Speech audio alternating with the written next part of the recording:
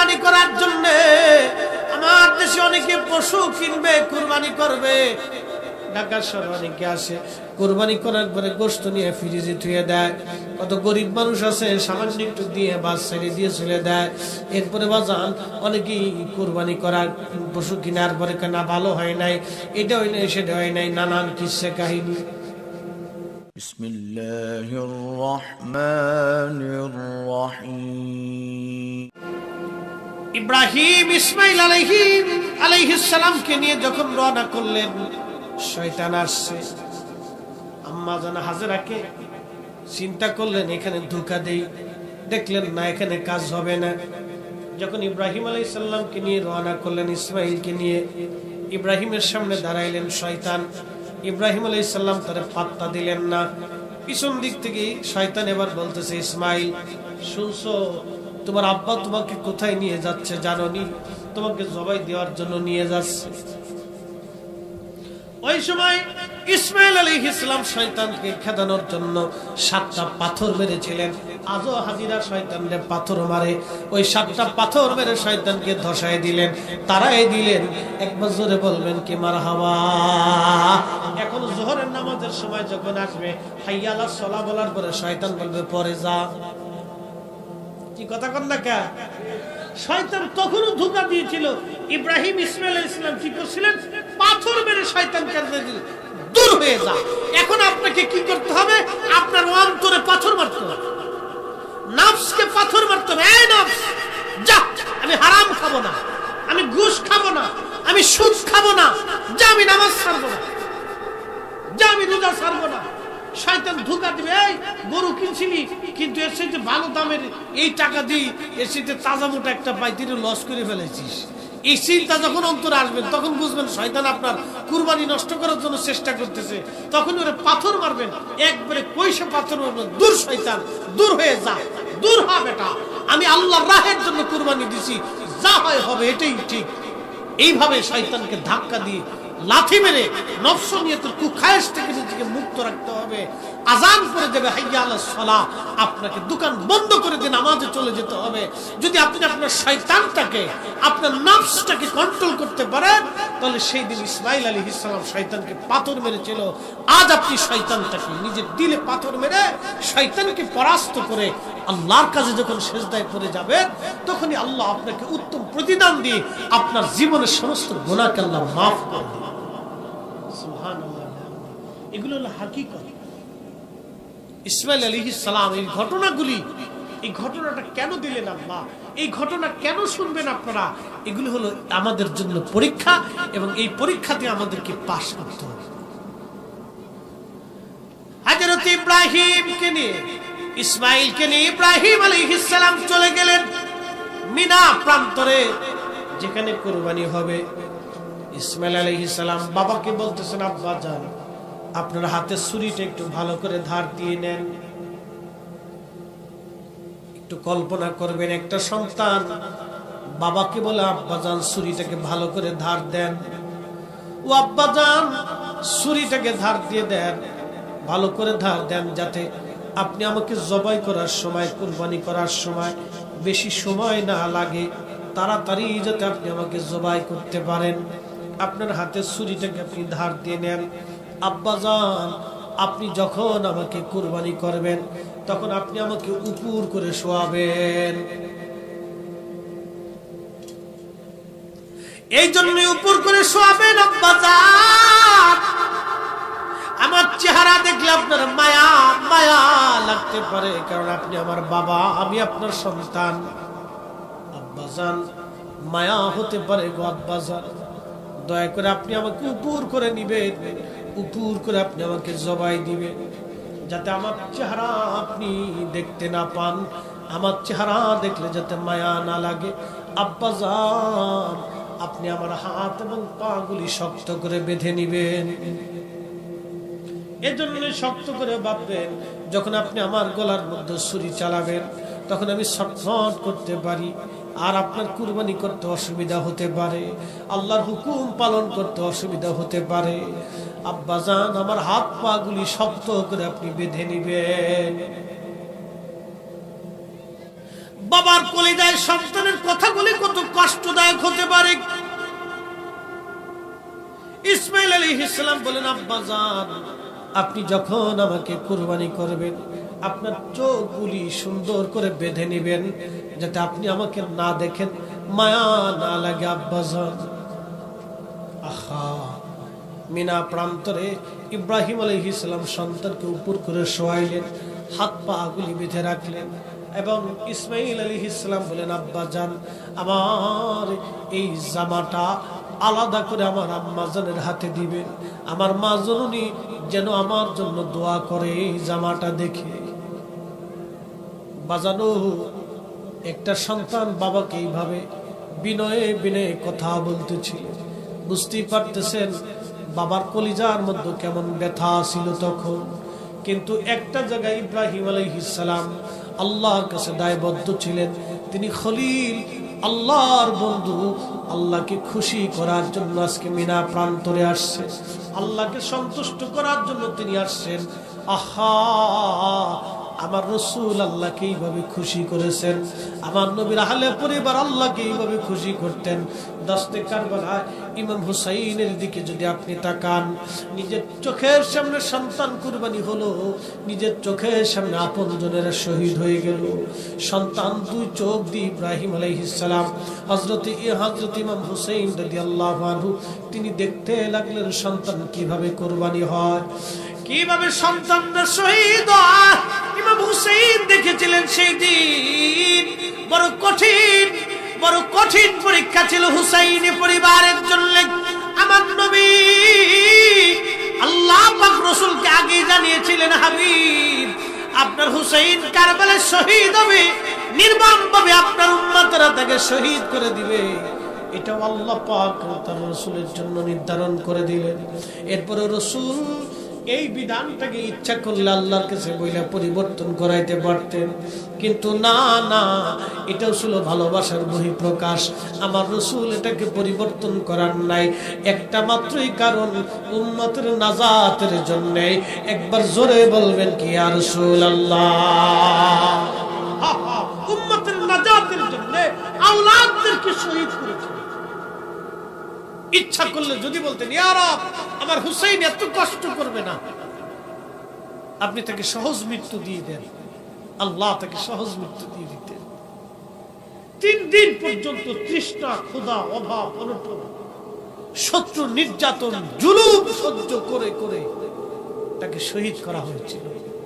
সেই কঠিন সময় নিজের সন্তান শহীদ হয়েছে, 2 চোখ দিয়ে দেখেছে। নিজের চোখের সামনে সন্তান বিদায় হয়েছে, 2 চোখ দিয়ে দেখেছে। নিজের কোলের ভিতরে ছোট্ট বাচ্চা শহীদ হয়েছে, এটাও 2 চোখ দিয়ে বরদাস্ত করেছেন। ইব্রাহিম আলাইহিস সালামের জীবনের কঠিন এবং জটিল পরীক্ষা ছিল এই সময়টা। সন্তান যখন বলতেছে আব্বাজান আপনি আমাকে কুরবানি করবেন, আপনার চোখ বেঁধে নেন, আমার হাত পাগুলি শক্ত করে বেঁধে নেন, ছুরি ভালো করে ধারিয়ে নেন যাতে আপনার কষ্ট না হয়, অসুবিধা না হয়। আল্লাহু আকবার। মিনা প্রান্তর ইব্রাহিম আলাইহিস সালাতু ওয়াস সালাম নিজের সন্তানকে শোয়াইয়া উপর করে শোয়াইয়া বিসমিল্লাহি আল্লাহু আকবার বলে ছুরি কানা হাতে নিয়ে বিসমিল্লাহি আল্লাহু আকবার বলে ছুরি যখন চালাচ্ছে, আল্লাহ ডাক দিলেন জিবরাইল। জিবরাইল বলেন হুজুর আমি সেই দিন আরশে মুআল্লার নিচে ছিলাম। আল্লাহ ডাক দিয়ে বলেন জিবরাইল তাড়াতাড়ি যাও, জান্নাত থেকে 40 বছর ধরে যে দুম্বা জান্নাতে ঘুরে ঘুরে জান্নাতের তরু লতা পাতা খেয়ে বড় হয়, জান্নাতের খাবার খেয়ে যে দুম্বাটা বড় হয়, জান্নাত থেকে সেই দুম্বাটা নিয়ে তুমি আমার ইসমাইলকে সরাইয়া আমার ইব্রাহিমের ছুরির নিচে দুম্বা চালাইয়া দাও। একবার জোরে বলবেন কি আল্লাহু আকবার। ইবলিস একবারে বুড়ার সুরত ধরে, চুল পাকা দাড়ি পাকা, একবারে লাঠির উপরে ভর দিয়ে টুক টুক কইরা নমরুদের ঘরের ভিতরে ঢুকছে বেডরুমে। তুমি যা দেখো না আমি তা দেখি, কথা তো সত্য, কিন্তু ইবলিস যেটা দেখতেছে এটা তো আমরা অনেক সময় দেখি না। তুমি যেটা দেখো না এটা আমি, তুমি যা কোনোদিন দেখো না আমি তাও দেখছি। তুমি যা জীবনে জানো না আমি তাও জানি। ওরে নমরুদ, তোমরা হাজার চেষ্টা করলো ইব্রাহিমের আগুনে ইব্রাহিমরে ফালাইতে পারবা না, তবে আমার বুদ্ধি নেওয়া লাগবে। বলে বুদ্ধি কি? তোমরা জানো না মিনজাবিনের রশি ধরে বসে আছো, এই রশি ধরে তোমরা টানো, কিন্তু এই রশি আল্লাহ রহমতের ফেরেশতারা ধরে রাখছে। এক নমরুদ, এই ফেরেশতা যদি সরাইতে হয় তাহলে যুবকের যুবতী এখানে নাচাইতে হবে, জেনা করাইতে হবে, জেনা করাইয়া অর্ধ উলঙ্গ করাইয়া নাচানাচি জেনা করলে রহমতের ফেরেশতারা চলে যাবে। এজন্য আমার দেশে ওই সমস্ত যারা নারীরা পুরুষেরা বেহায়াপনা করে ওদের কাছে খোদার রহমতের ফেরেশতা থাকে না। কথা বলেন ঠিক কিনা? ওদের ফেরেশতারা ওদের কাছে থাকে না, ওই এলাকাও থাকে না। যেখানে জেনা হয় সেখানে খোদার রহমতের ফেরেশতা থাকে না। এবং যেই এলাকার ভিতরে নারীরা বেহায়াপনা করে রাস্তা দিয়ে ঘুরে ওখানে রহমতের ফেরেশতা থাকে না। ইবলিস বলতেছে নারীদেরকে অর্ধ উলঙ্গ করে জেনা করাও, নাচানাচি করাও, এই রহমতের ফেরেশতারা চলে যাবে। যখন রহমতের ফেরেশতারা চলে গেল, নাচনাচি হলো, বেহায়াপনা হলো, খোদা রহমতের ফেরেশতারা চলে যাওয়ার সময় তখন যখন চলে গেল মিনজাবিনের রশি ধরে টান দেওয়ার পরে একটা টানে ইব্রাহিম খলিলুল্লাহ আগুনের মধ্যে চলে যাচ্ছে। জিব্রাইল আমিন এসে বলল, হুজুর আপনি যদি বলেন তাহলে আপনাকে আমি এখান থেকে তুলে ধরে রাখবো। ইব্রাহিম ডাক দিয়ে বলেন, জিব্রাইল তোমার আমার কোনো প্রয়োজন নাই, কারণ আমার মালিক আমার আল্লাহ আমাকে দেখতেছে। জোরে বলবেন কি মারহাবা। ইব্রাহিম আলাইহিস সালামকে জিব্রাইল আলাইহিস সালাম আপনার আর দরকার নেই, আমি যে আগুনে পড়তেছি এই জমিনের ভিতরে আমি ছাড়া সেজদাকারী কি আছে? আমি তো তার কালেমার জন্যই আগুনে আজকে পড়তেছি, উনি দেখতেছে না? আপনার দরকার নাই, আপনি জানকে। যদি উনি আমরা আগুনের মধ্যে পুরাই মারে তো অসুবিধা নেই, পুড়ে যাবো। সুবহানাল্লাহ বলবেন? ও জিব্রাইল আপনি চলে যান। ওই যে সব সৃষ্টিগুলি বলছিল আল্লাহ তুমি কও আমরা আগুন নিভাই ফেলি, আল্লাহ কয় না। আমার জিব্রাইল আমার ইব্রাহিম কি করে দেখো, যদি ইব্রাহিম তোমাদের কাছে সাহায্য চায় তো তোমরা সাহায্য করবা, আর যদি ইব্রাহিম খালি আমার কাছেই চায় তো সেটা আমি করে দেখব। আর জোরে হ্যাঁ মনে রাখি, মাসালাটা মনে রাখবে, খুব জরুরি মাসালা। হাসবুনাল্লাহু নি'মাল ওয়াকিল নি'মাল মাওলা ওয়া নি'মান নাসির। মালিক ডাক দে বলেন, বান্দারে কঠিন বিপদে আপদে মুসিবতে তুমি যদি আমার উপর ভরসা করো আমি আল্লাহ তোমার জন্য যথেষ্ট হয়ে যাব। একবার জোরে বলবেন কি মারহাবা। ইব্রাহিম আলাইহিস সালাম পড়ে যাচ্ছে, জিব্রাইল কে ইব্রাহিম পাঠিয়ে দিয়ে বলেন, ইব্রাহিম আপনার প্রয়োজন নাই, আমার মালিকের জন্যই তো আজ আগুনের মধ্যে ভর্তিছি, আমার মালিক আমার আল্লাহ আমার জন্য যথেষ্ট। ঠিক তখনই আল্লাহ ডাক দিলেন, ইয়া নারু কুনি বারদাও ওয়া সালামান আলা ইব্রাহিম।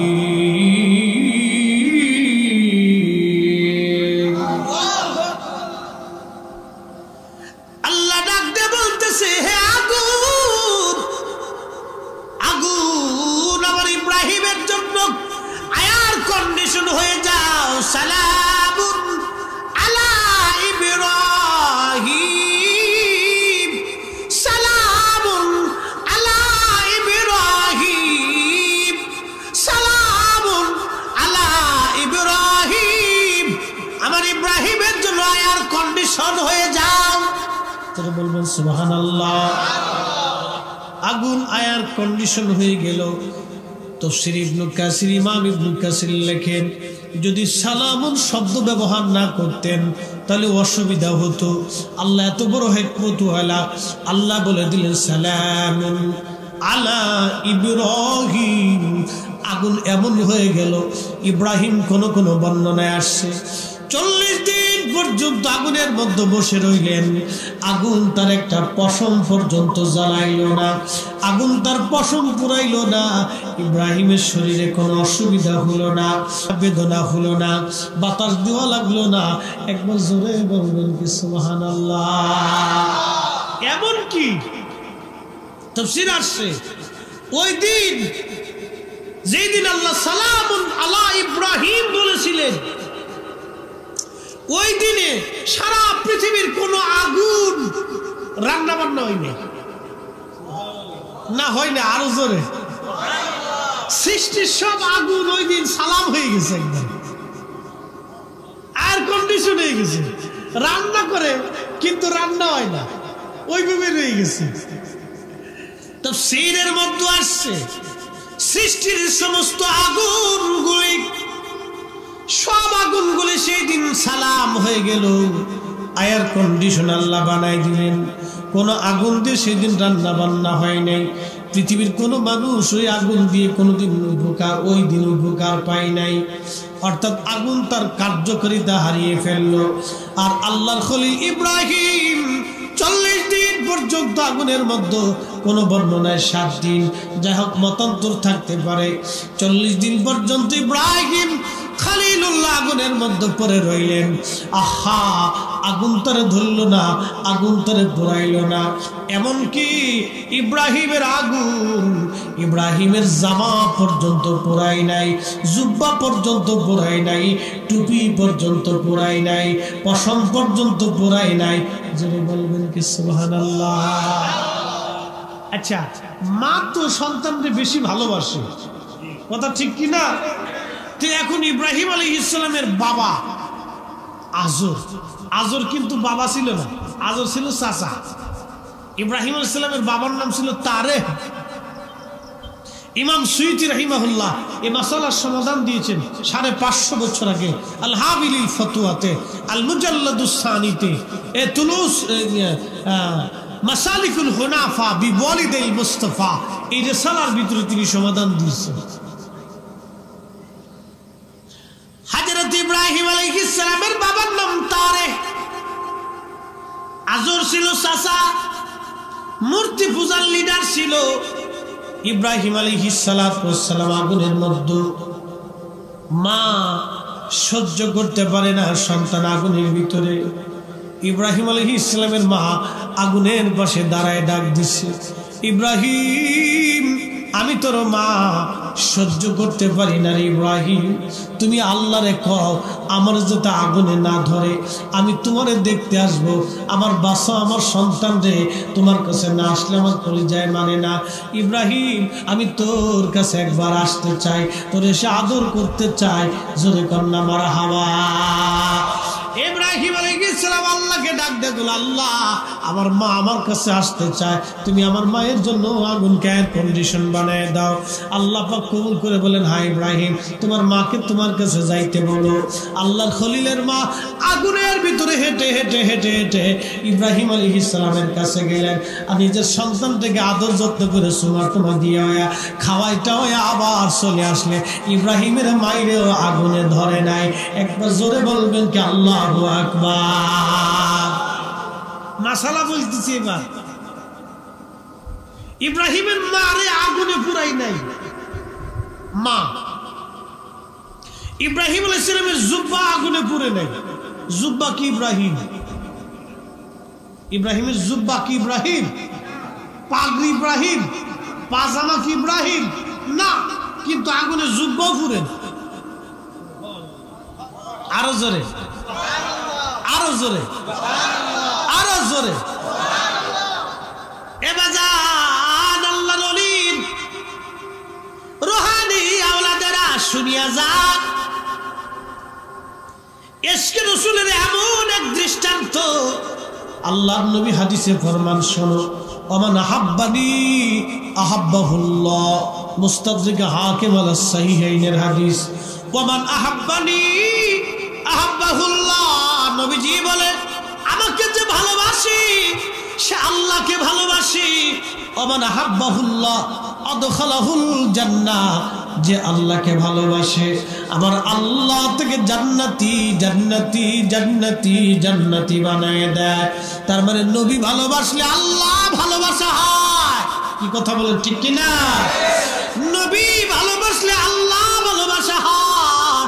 ইব্রাহিমের জামা কিন্তু ইব্রাহিম না, কিন্তু আল্লাহর খলিলের সাথে লেগে থাকার জন্য জামা আগুনে পোড়াই না, আগুনেও জামারে খাতিরি করে, আগুনে জুব্বারে খাতিরি করে, আগুনে পাগড়িরে খাতিরি করে, আগুনে লুঙ্গিরে খাতিরি করে।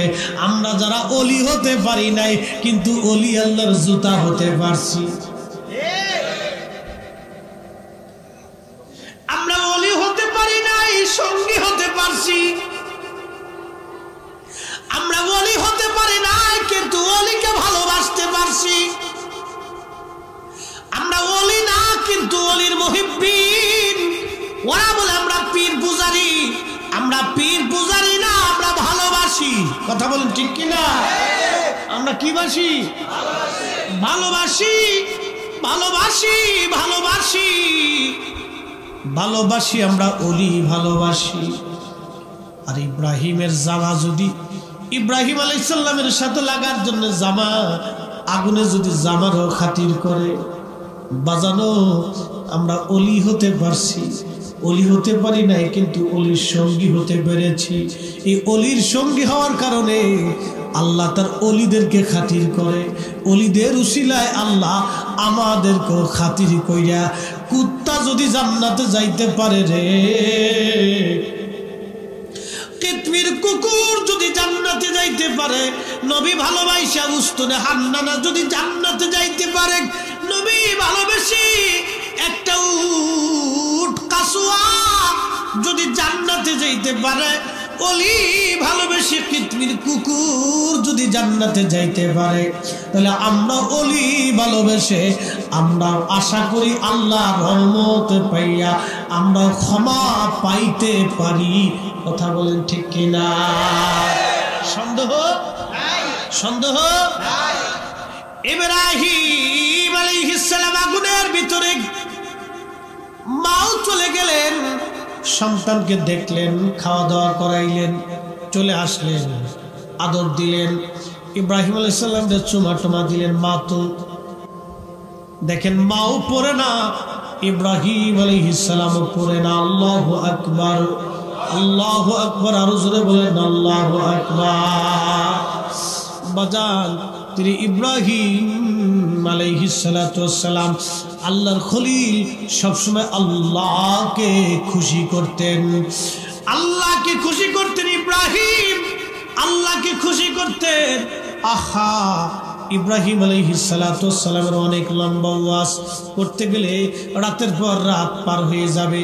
মূল পয়েন্ট আপনাদের সামনে আবার নিয়ে আসি। আল্লাহ পাক বলেন, ইব্রাহিম তোমাকে বিয়ে দিয়েছিলাম, দুইটা বিবি দিয়েছি, একটা সন্তান আমি আল্লাহ দিলাম। 80 বছর বয়সে আল্লাহ একটা সন্তান ইব্রাহিমকে দিলেন। এই সন্তানের নাম ইসমাইল আলাইহিস সালাম। 99 বছর বয়সে আল্লাহ আর একটা সন্তান দিলেন। এই সন্তানের নাম হযরত ইসহাক আলাইহিস সালাম। ইসহাক আলাইহিস সালামের বেটার নাম হযরত ইয়াকুব আলাইহিস সালাম। ইয়াকুব আলাইহিস সালামের বেটার নাম হযরত ইউসুফ আলাইহিস সালাতু ওয়াস সালাম। এই ইয়াকুব আলাইহিস সালামের আরেক নাম ছিল ইসরাইল। কি নাম ছিল? এই ইসরাইল থেকে ইহুদি রয়েছে, ইসরাইল। আরেক নাম ছিল ইসরাইল। ও বাজান, হযরত ইয়াকুব আলাইহিস সালাম, ইসহাক আলাইহিস সালামের ছেলে ইয়াকুব, ইয়াকুব আলাইহিস সালাতু ওয়াস সালামের এই বংশধর হলো ইসরাইল। বাজানো, খুব মনোযোগ দিয়েন। হযরত ইব্রাহিম আলাইহিস সালামের দুইজন বিবি, একজন বিবির নাম হযরত সারা আলাইহিস সালাম, আর একজন বিবির নাম হযরত হাজরা আলাইহিস সালাম। হযরত সারা ছিলেন পৃথিবীর সবচেয়ে সুন্দরী রমণীদের মধ্যে শ্রেষ্ঠতম। পৃথিবীর কিয়ামত পর্যন্ত এত সুন্দরী নারী আর কোনোদিন জন্ম নিবে না। আমাদের আম্মা জানকে আল্লাহ এত সুন্দর করে বানিয়েছিলেন। আমাদের আম্মা জানকে আল্লাহ এত সুন্দর করে বানিয়েছিলেন। আম্মা জনের গর্ভে 99 বছর বয়সে আল্লাহ একটা সন্তান দিলেন। এই সন্তানের নাম হযরত ইসহাক আলাইহিস সালাম। আর হযরত হাজরার গর্ভে আল্লাহ একটা সন্তান দিলেন 80 বছর বয়সে। এই সন্তানের নাম হযরতে ইসমাঈল আলাইহিস সালাম। ইসমাঈল আলাইহিস সালামের প্রায় 19 বছর পরে হযরতে ইসহাক আলাইহিস সালামের জন্ম হয়েছিল। হযরত ইসমাঈল আলাইহিস সালাম কি ইব্রাহিম আলাইহিস সালাম হাজেরাকে নিয়ে চলে আসলেন বর্তমান মক্কায়, আগে নাম ছিল বাক্কা। এই বাক্কায় নিয়ে আসলেন। আল্লাহ পাক বললেন, ইব্রাহিম তোমার কলিজার টুকরা স্ত্রী এবং সন্তানটাকে তুমি একেবারে বনবাসে দিয়ে আসো। আমাদের আঞ্চলিক শব্দ বলে বনবাস, নির্জনে নিভৃতে তুমি রেখে চলে আসো। এই বনবাসে দেওয়ার জন্য তিনি নিয়ে চলে আসলেন। একটা উটের পিঠের উপরে সন্তানকে সামনে নিলেন, স্ত্রীকে সামনে বসাইয়া তিনি উটের পিঠে চড়ে সুদূর ফিলিস্তিন থেকে হেঁটে হেঁটে হেঁটে হেঁটে বর্তমান মক্কায় নিয়ে আসছে। জাবাল আবু কুবাইস পাহাড়, তারপরে আপনার সাফা মারওয়া পাহাড়। এই পাহাড়ের যে বর্তমান জমজম কূপ কাবা শরীফের পাশে, এই কূপের পাশে ছিল একটা মাত্র গাছ, আর কোনো গাছ গাছালি ছিল না। হেঁটে হেঁটে হেঁটে হেঁটে ইব্রাহিম আলাইহিস সালাম হাজেরাকে বসতে বলছেন, বসাইলেন, সন্তানটাকে কোলে দিলেন, কিছু খেজুর আনছিলেন, আর এক মোটা পানি ছিল, এটা দিলেন। দিয়ে বলতেছে, বিবি তোমার সাথে আবার দেখা হবে যদি আল্লাহ হুকুম করেন। সালাম দিয়ে রওনা দিছে। হাজেরা পিছন দিক থেকে জুব্বা টেনে ধরছে, ডাক দিয়ে বলতেছে, স্বামী এত বছর পরে আল্লাহ একটা সন্তান আপনাকে দিচ্ছে, 80 বছর পর। বলেন তো 80 বছর পরে একটা লোক সন্তান পেলে এই সন্তানের প্রতি কি মোহাব্বত কম থাকে না বেশি থাকে? অনেক বেশি। কিন্তু আইন তো আল্লাহ। একসাথে বলবেন মারহাবা। আইন কার? আইন কার? আল্লাহ তাকে বলছেন, যাও তোমার সন্তান তুমি এখানে নিবৃত্তে রেখে আসো। 80 বছর পরে আল্লাহ একটা সন্তান দিলেন, তাও এই ছোট্ট সন্তানকে নিয়ে রেখে চলে আসতে হবে। কত কঠিন পরীক্ষা আল্লাহ। এই জন্য আল্লাহ বলছেন, আমি তাকে খলিল বানিয়েছি। খলিল, আমার খলিল খালি আমাকে খুশি করতো। আর আমাদের নবী হলো হাবিব। হাবিব অর্থ হলো আল্লাহ আমাদের নবীরে খুশি করতো। আমরা নবী যা চাইছে আল্লাহ তাই দিয়ে দিছে, এবং বলছে, হাবিব আপনি কিয়ামতের মাঠে যা চাবেন আমি আল্লাহ আপনাকে তাই দিয়ে দিব। একসাথে জোরে বলবেন আল্লাহু আকবার। আমরা সেই নবীর উম্মত, আমরা সেই নবীর গোলাম।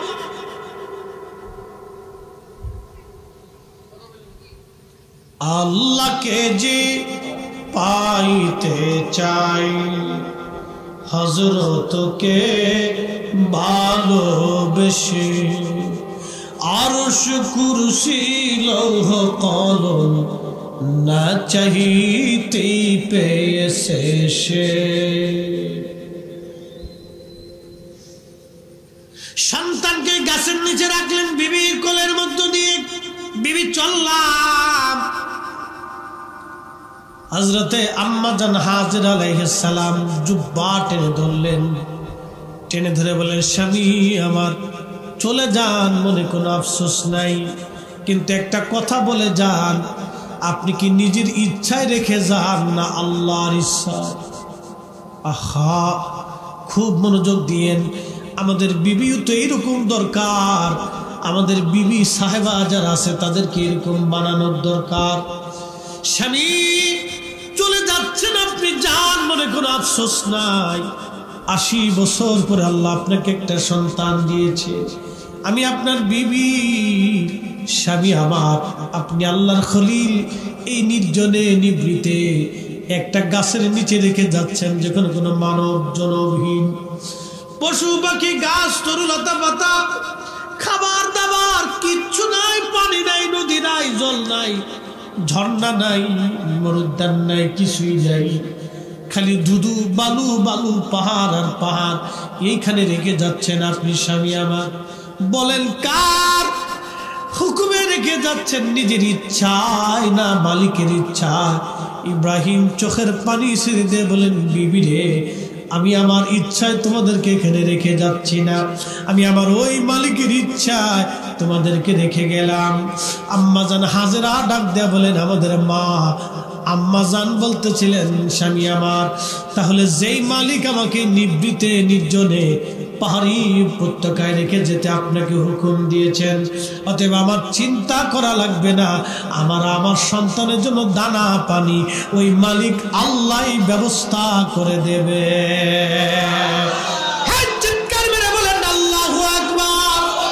আর বোনেরা, যদি আম্মাজান হাজেরার চরিত্র তাদের মধ্যে আসতো, আম্মাজানের একটা জবাব, স্বামী আমার আল্লাহর হুকুমে রেখে গেলেন, ফয়সালা আমার আল্লাহ আমাদের জন্য দানা পানির ব্যবস্থা করবে। একবার জোরে বলবেন কি মারহাবা। আমাদের নারীরা যদি এরকম স্বামী বের হওয়ার সময় চিন বলে দিত, স্বামী আমার একটা টাকাও ঘুষ খাবেন না, একটা টাকাও মানুষ ঠকায় ঘরে আনবেন না, কি কথা কন না কে?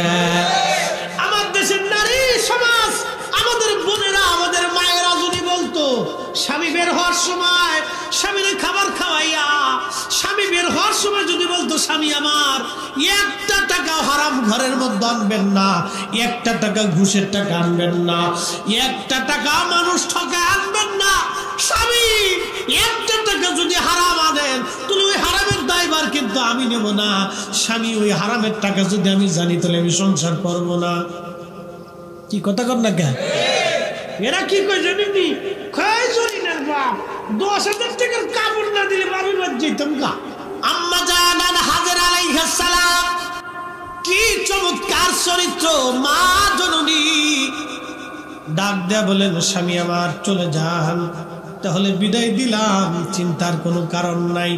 একটু কল্পনা করবেন কি, জনমানবহীন একটা মরুদ পাহাড়ি এলাকাতে রেখে যাচ্ছে, একটা গাছের নিচে, ঘর বাড়ি নাই, খাবার নাই, পানি নাই, ঝর্ণা নাই, ব্যক্তি নেই, পাহারাদার নেই, কিচ্ছু। যান আপনি চলে যান, যে মালিক হুকুম দিয়ে পাঠিয়ে দিয়েছে সে মালিক আমার ফয়সালা। ইব্রাহিম আলাইহিস সালাতু ওয়াস সালাম রেখে রওনা দিলেন। বহু দূরে চলে এসে পিছনের দিক তাকায় দেখলেন আর দেখা যায় না। তখন ইব্রাহিম আলাইহিস সালাম কাবার দিকে ঘুরে গেলেন, দুই হাত তুলে ইব্রাহিম আলাইহিস সালাম দোয়া করে, আল্লাহ ও আল্লাহ, তোমার হুকুমে আমার বিবি আমার সন্তানকে নির্জনে নিভৃতে এমন একটা জায়গা রেখে গেলাম তোমার ঘরের পাশে, আল্লাহ তুমি জায়গাটাকে আবাদ করে দাও, তাদের জন্য রিজিকের ব্যবস্থা তুমি করিয়া দাও, আর আমার এই বংশধরদের মাধ্যমে তুমি আখিরি নবী পাঠাও। একবার জোরে বলবেন কি মারহাবা। ওই যে দোয়া করছিলেন, আল্লাহ তুমি রিজিক দেও, অফুরন্ত কখনো অভাব দিও না, ওই দিনের দোয়া কবুল হইছে। জায়গাটা ছিল একবারে নিভৃতে, গাছ নাই, তরু নাই, লতা নাই, পাতা নাই, ক্ষেত নাই, খামার নাই, কিচ্ছু নাই। আজও পর্যন্ত আপনি মক্কায় চারপাশে ঘুরে দেখবেন কোনো ক্ষেত খামার নাই, কোনো ক্ষেত খামার নাই, শুধু পাথর আর পাথর আর পাহাড় আর পাহাড়।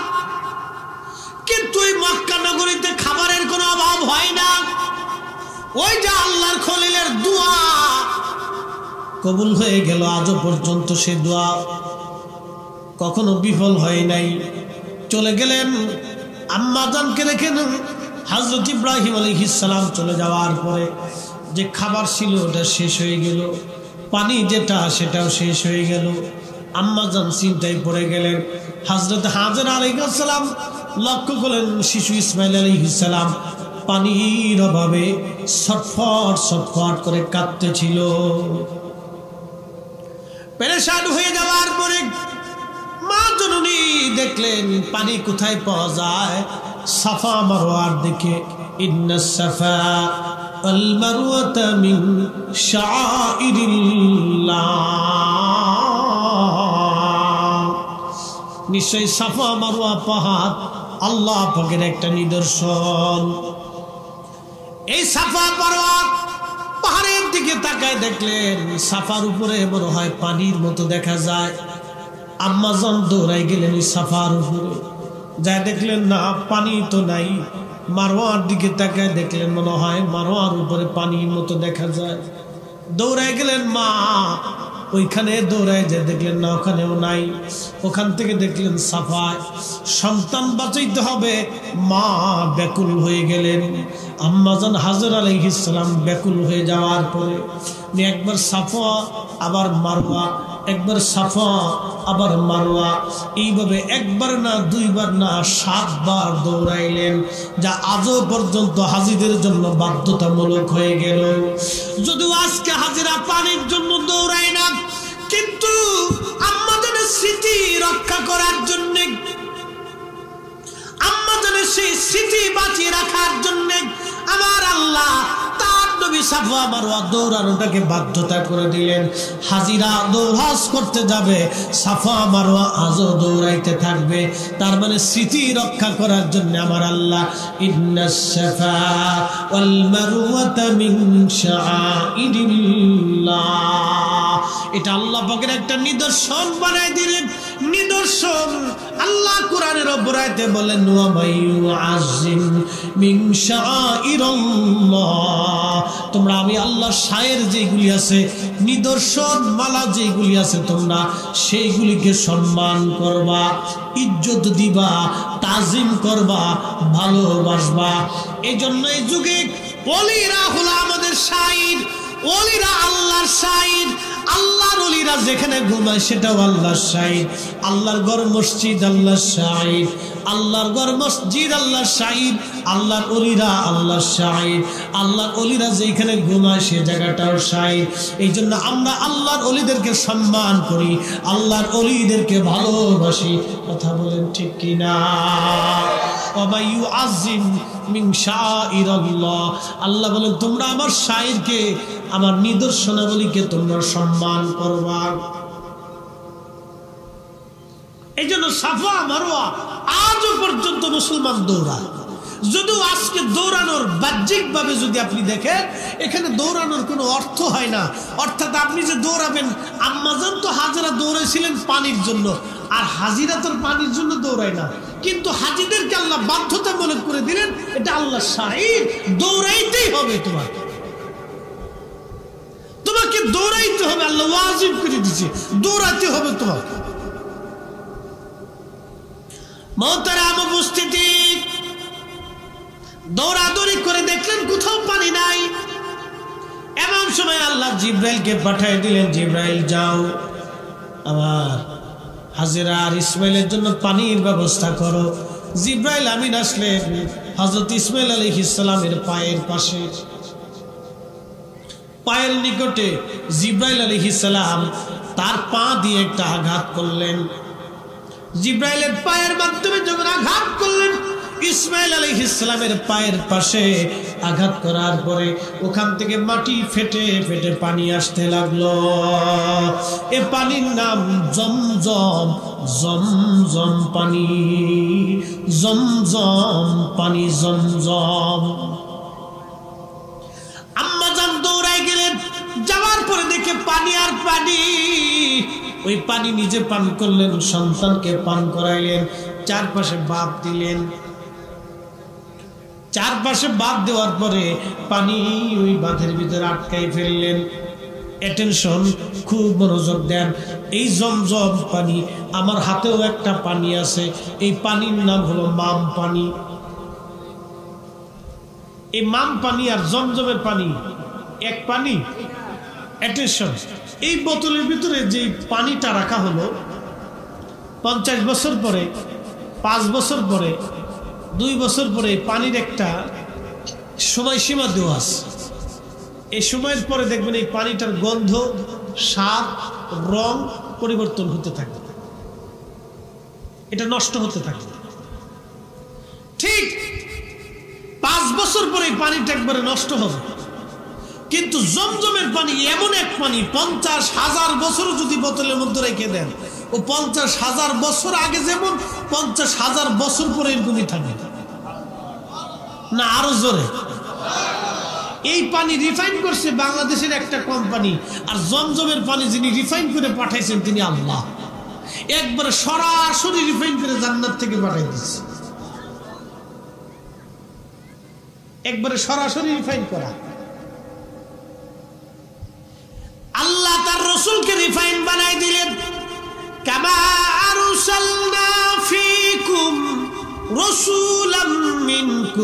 নাতলু আলাইকুম আয়াতিনা ওয়া ইউযাক্কিকুম। একবার জোরে বলবেন কি মারহাবা। অ্যাটেনশন, কোরআনের উপরে কোনো দলিল, জোরে বলেন কোরআনের উপরে কোনো দলিল নাই। হতে পারে আল্লাহ কোরআনে বলতেছেন কামা আরসালনা ফীকুম রাসূল, আমি তোমাদের মাঝে আমার একজন রাসূল পাঠিয়েছি। কাজ কি? আমি আল্লাহর দেওয়া আয়াত সমূহ তোমাদের মাঝে তেলাওয়াত করে শোনাব। আরো একটা কাজ আছে, ওয়ায়ুযাক্কিকুম, আমার এই নবী তোমাদেরকে পবিত্র বানাবে। একসাথে বলবেন সুবহানাল্লাহ। এখন বলেন, যে নবী উম্মতকে রিফাইন করবে, সে নবীকে রিফাইন করে কে পাঠাইছে? আল্লাহ। কেন পাঠাইছে? উম্মত রিফাইন করার জন্য পাঠিয়েছে। নবী তো পবিত্র, পাক তো পাকি, উম্মতকে পাক বানানোর জন্য আল্লাহ তো রাসূলকে পাঠাইছে। যাও হাবিব, ওয়ায়ুযাক্কিকুম, আমার বান্দাদেরকে আপনি পবিত্র বানাবেন। আপনাকে তো পবিত্র করে রিফাইন করে পাঠাই দিছি, আপনি আমার বান্দাদেরকে পবিত্র বানাবেন। এই জন্য আমরা রাসূলে কারীমের নামের শেষে একটা শব্দ ব্যবহার করি, রাসূলে পাক। রাসূলে পাক। আমাদের দেশে একদল আছে বুকে হাত বেঁধে নামাজ পড়ে, আছে না ভাই? ওরা বলে রসুলে পাক হবে না, রসুলকে পাক বলে শিরিক হয়। হ্যাঁ, নাউজুবিল্লাহ। আসতে কেন জোরে বলে? ও দিন কি ওদের কাছ থেকে শিখবো না কোরআন থেকে শিখবো? তো কোরআন বলতেছে রসুল পাক। রসুল কি? পাক। কোরআন বলতেছে রসুল পাক। আমরা সুন্নিরা বলি রসুল পাক। তার মানে আমরা কোরআনের আইনের ভিতরে আসি। আমাদেরকে যারা বলতেছে রসুলকে পাক বলে শিরিক হবে, মূলত ওরাই হলো গুস্তাখে রসুল, বেয়াদব। কথা বলেন ঠিক না বেঠিক? মোহতারাম, দিন বুঝে যাওয়াটা জরুরি। প্রিয় মুসলমান, জমজমের পানি পেয়ে গেলেন হযরত ইব্রাহিম আলাইহিস সালামের বিবি, মা জননী আম্মা জান হাজরা আলাইহিস সালাম। ওই এলাকা দিয়ে একটা বণিক দল আসতে লাগলো। তাদের পানির বড় অভাব হয়ে পড়লো। ইয়ামান থেকে জুরহাম কওমের বণিক দল, জুরহাম গোত্রের বণিক দল সুদূর ইয়ামান থেকে রাস্তা দিয়ে যাচ্ছে। তারা দেখলো আকাশে পাখি উড়তেছে, কারণ যেখানে পানি আছে পাখি সেখানে থাকবে, যেখানে জঙ্গল আছে সেখানে পানিও থাকবে। পাখিরা পানি না থাকলে বাঁচতে পারবে না। আকাশে পাখি উঠতেছে। ওই জুরহাম কওমের লোকজন চিন্তা করলো, হা, এখানেই পানি পাওয়া যাবে। তারা কিছু খোঁজারু লোকজনকে পাঠাই দিয়ে বললো, যাও তোমরা ঘুরে ঘুরে দেখে আসো এখানে পানি আছে কিনা।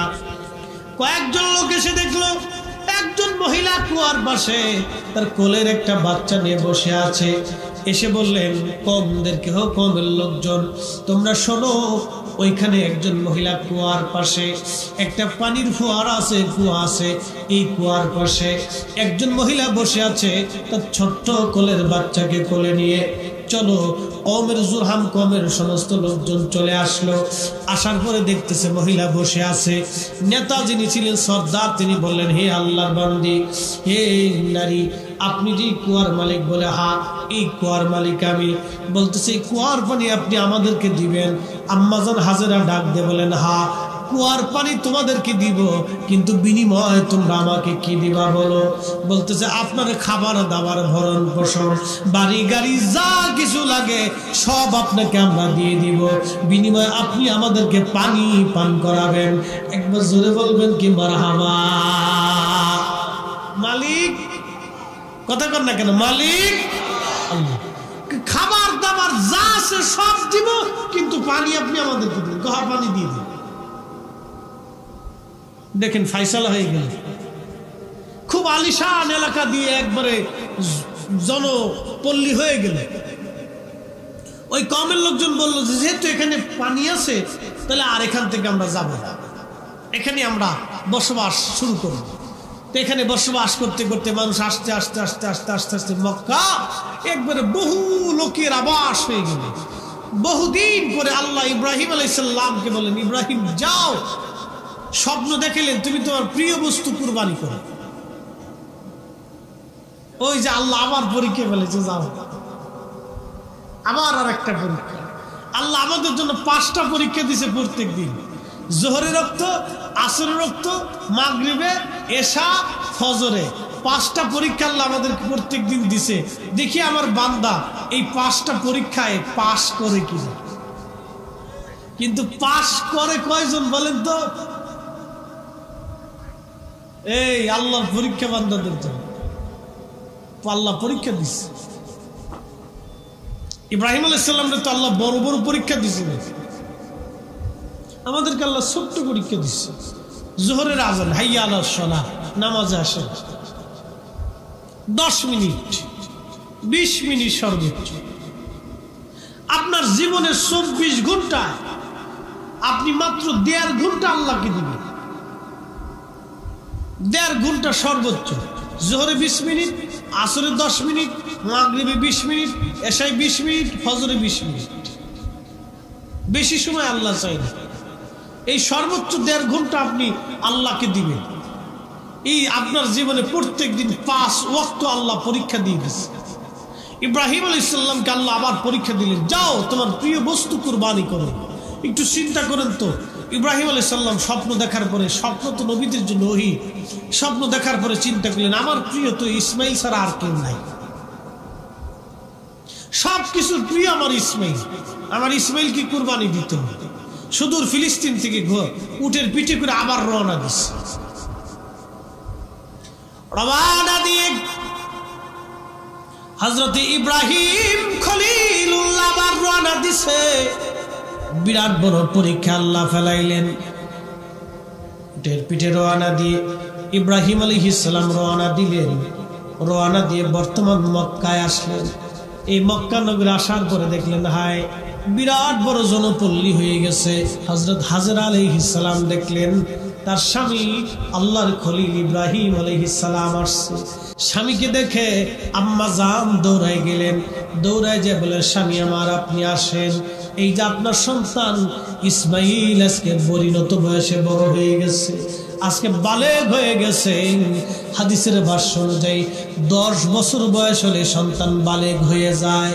ইব্রাহিম খলিলুল্লাহ ইসমাইলকে কুরবানি করার জন্য আসছে। কত বড় একটা পরীক্ষা দেখেন। আল্লাহ আমাদের পরীক্ষা দিলেন মাত্র 5 ওয়াক্ত নামাজ, সারা বছর করে একটা রমজান। রমজানে 30টা রোজা অনেকে ঠিক মতো রাখে না, এখানেও সে ফেল করে। আবার 5 ওয়াক্ত নামাজ আল্লাহ দিলেন, এখানেও বান্দা ঠিক মতো আদায় করে না, এখানেও আল্লাহর বান্দা ফেল করে। আহা, কয়দিন দুনিয়াতে বাঁচবো আমরা জানি না, কত সময় দুনিয়ার মধ্যে থাকবো সেটাও জানি না। ও হাশিমপুর দরবার শরীফের মুহিব্বিনেরা, হযরত ইব্রাহিম খলিলুল্লাহকে আল্লাহ বিরাট বড় পরীক্ষার মধ্যে ফেলে দিলেন। এই পরীক্ষার মধ্যে ফেলানোর পরে আল্লাহর খলিল তিনি আসার পরে ইসমাইল আলাইহিস সালাতু ওয়াস সালামকে নিয়ে হযরত আম্মা জান হাজরা আলাইহিস সালাম ইব্রাহিম আলাইহিস সালামকে নিয়ে কিছুদিন মক্কায় কাটানোর পরে এরপরে হযরত ইসমাইলকে ইব্রাহিম ডাক দিয়ে বললেন, ইসমাইলকে ডাক দিয়ে বললেন, সন্তান আমি স্বপ্ন দেখলাম তোমাকে জবাই করতেছি। ও সন্তান তোমাকে কুরবানি করতেছি, আমি স্বপ্ন দেখলাম, এটা আল্লাহর নির্দেশ, আমি তোমাকে কুরবানি করব। মাযা তারা, তুমি কি বলো, তুমি বলো। ক্বালা ইয়া আবাতি ফাল, তখন সন্তান ডাক দিয়ে বলতেছে, হে আমার আব্বা জান। ক্বালা ইয়া আবাতি ফাল মা তুমারু সাতাজিদুনি ইনশাআল্লাহু মিনাস সাবিরিন। আপনি যেটা স্বপ্ন দেখছেন আমাকে কুরবানি করবেন, আপনি কুরবানি করে দেন, আমাকে আল্লাহ চাহে তো সবরকারীদের মধ্যে পেয়ে যাবেন। আপনি কোনো চিন্তা করবেন না, আপনার স্বপ্ন আপনি কাজ করে দেন, আপনি আল্লাহর নবী, আল্লাহর পয়গম্বর, আপনি আমাকে কুরবানি করবেন, আমি অবশ্যই তাতে রাজি হয়ে গেলাম। একবার জোরে বলবেন কি সুবহানাল্লাহ। এরকম বেটা কয়জনের আছে? বাবা মা বুড়া হয়ে গেলে সন্তান এখন বৃদ্ধাশ্রমে পাঠায় দেয়। বাবা মা বুড়া হইলে সন্তান বৃদ্ধাশ্রমে চলে যায়। ইব্রাহিম আলাইহিস সালামকে আল্লাহ সন্তান কুরবানি করতে বললেন। কেমন বেটার বেটা, ডাক দিয়ে বলতেছে আব্বাজান আপনি কাজ পরিণত করে দেন, কোনো অসুবিধা নাই। হযরত ইব্রাহিম আলাইহিস সালাম বিবি হাজেরাকে বলেন, বিবি আমার সন্তান কুরবানি করব, গোসল টোসল করে এক কাপড় সুপুর পরায় দিয়ে দাও আমার সাথে।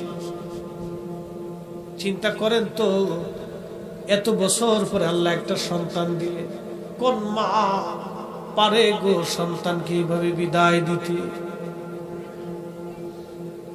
সন্তানও রাজি, বিবিও রাজি, স্বামী নিয়ে চলে যান। আল্লাহর ফয়সালা আপনি পালন করেন, কোনো চিন্তার কারণ নাই। কত বড় পরীক্ষা আল্লাহ দিয়েছিলেন, কত বড় পরীক্ষা আল্লাহ দিয়েছিলেন। আল্লাহ মাত্র প্রত্যেকদিন আমাদের 5টা বার পরীক্ষা দিচ্ছে। ও আল্লাহর বান্দারা, বেশি পরীক্ষা আল্লাহ দেন, মাত্র 5টা বার পরীক্ষা। জোহরের সময় একবার, আসরের সময় একবার, মাগরিবের সময় একবার, এশার সময় একবার, ফজরের সময় একবার। খাওয়ার সময় আল্লাহ একটা পরীক্ষা দিছে, বান্দা খাও, খাওয়ার সময় তুমি যেটা হালাল সেটা খাও, হারাম তুমি খাইও না রে বান্দা, হারাম তুমি খাইও না। খাওয়ার সময় একটা পরীক্ষা, হালাল হারাম,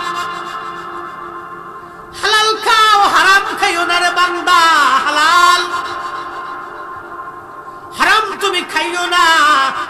5 ওয়াক্ত নামাজের পরীক্ষা দিলেন আল্লাহ, বেশি জটিল পরীক্ষা দেয় নাই। সামনে কুরবানি, পশু কিনবেন কুরবানি করার জন্য। আমার দেশে অনেকে পশু কিনবে, কুরবানি করবে। ঢাকা শহরে অনেকে আসে, কুরবানি করার পরে গোশত নিয়ে ফ্রিজে ধুয়ে দেয়। কত গরিব মানুষ আছে, সামান্য একটু দিয়ে বাস ছেড়ে দিয়ে চলে দেয়। এরপরে বাজান অনেকেই কুরবানি করার পশু কেনার পরে না ভালো হয় নাই, এটা হয় নাই, সেটা হয় নাই, নানান কিসসা কাহিনী, অনেক কথা। বেশি ফেসল করে বেডিরা। যদি একবার আপনি কুরবানির পশু কিনতে যাই একটু দামে ঠকে যান, তো আপনার বাড়ি ঘুমানো বিরাট কষ্ট। কি কথা কর না কেন? ঘুমানো বিরাট কষ্ট। যদি ধরেন গরু 5 মণ হবে, আপনি 6 মণের টাকা দিয়ে গরু কিনে ফেলছেন, তো আপনার ঘরে আর ঘুমাইতে দিবেন। তুমি একটা কাম করলে, এটা কাজ হইলো, গরু গোশত হবে 4 মণ, তুমি 6 মণের টাকা দিয়ে চলে এসেছে, এটা কাজ করলে পাশের বাড়িটা দেও তো কত বড় তাজা মতো হয়েছে। এইভাবে চলে। আমার অনেক মা বোনেরা বুঝে না কুরবানি কার জন্য। জোরে বলতে হবে, কুরবানি কার? ইন্না সালাতি ওয়া নুসুকি ওয়া মাহইয়ায়া ওয়া মামাতি লিল্লাহি রাব্বিল আলামিন। জোরে বলবেন আল্লাহু আকবার।